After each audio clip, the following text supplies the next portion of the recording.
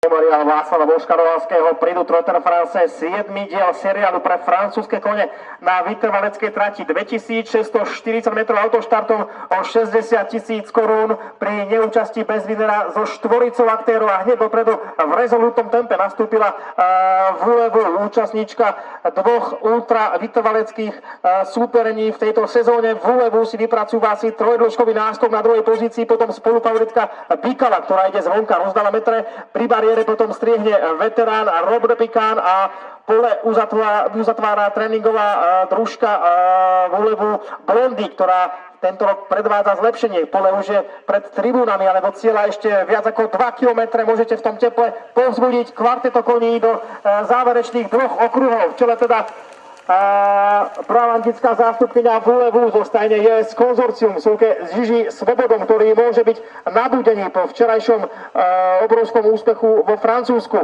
Na druhej pozícii potom spolufavoritka trojnásobná tohtoročná víťazka Bicala zo stajne Zochoresero v súke s Elenou Wolf. Tieto dva koni sa trošku odtrhli tretiemu veteránovi Rob de Picán. Ten reprezentuje stajňu Activant Equistro, jeho súke je amatér a tréner Bedřich Novák a za ním sa potom vyváža Blondy, reprezentujúca staj Stinici Technika SRO s Veronikou Poršovou. Tá je známa dobrou koncovkou. Pole má pred sebou ešte 1500 metrov. Stále je to vpredu dvojica koní, dvojica favoritiek Vulevu a Bicala, ktoré sa stretli aj pred týždňom, respektíve 2 týždňami, kde dominoval Boccaccio. Tam Bicala finišovala tretia a Vulevu tesne za ňou štvrtá. Takže je to súboj Vulevu a Bicali.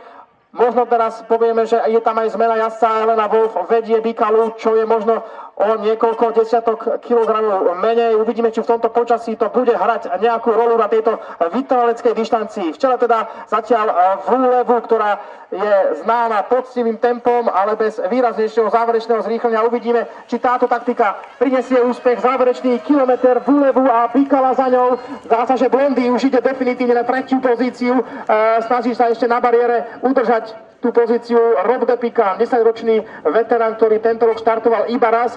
Zdá sa, že to bude súboj o tretie miesto, ale Vulevu sa teraz ako keby snažila odpútať od Bicaly. Uvidíme, či Jiří Svoboda dobre odhadol tempo a či vydrží jeho Zverenkin. Zatiaľ ide veľmi dobre z záverečných 600 metrov. Stále Vulevu, aj keď teraz sa Bicala opticky približuje. Elena Wolf má motiváciu. Pred hodinou vyhrala jej matka a pred pol hodinou jej otec Mikola, takže mohol by to byť rodinný hetrik, ktorý dcera završí. Uvidíme. Už teraz sa Bicala dostáva na úroveň vedúcej Vulevu.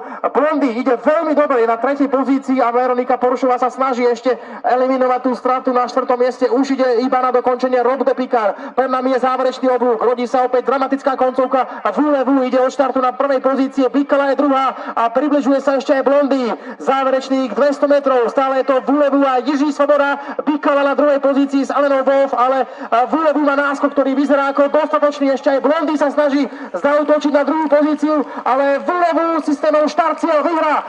Bravo, Vulevu víťazí s Jiří Svobodom na druhej pozícii, Bicala, Blondy tretia a so stratou na štvrtej pozícii Rob de Picán.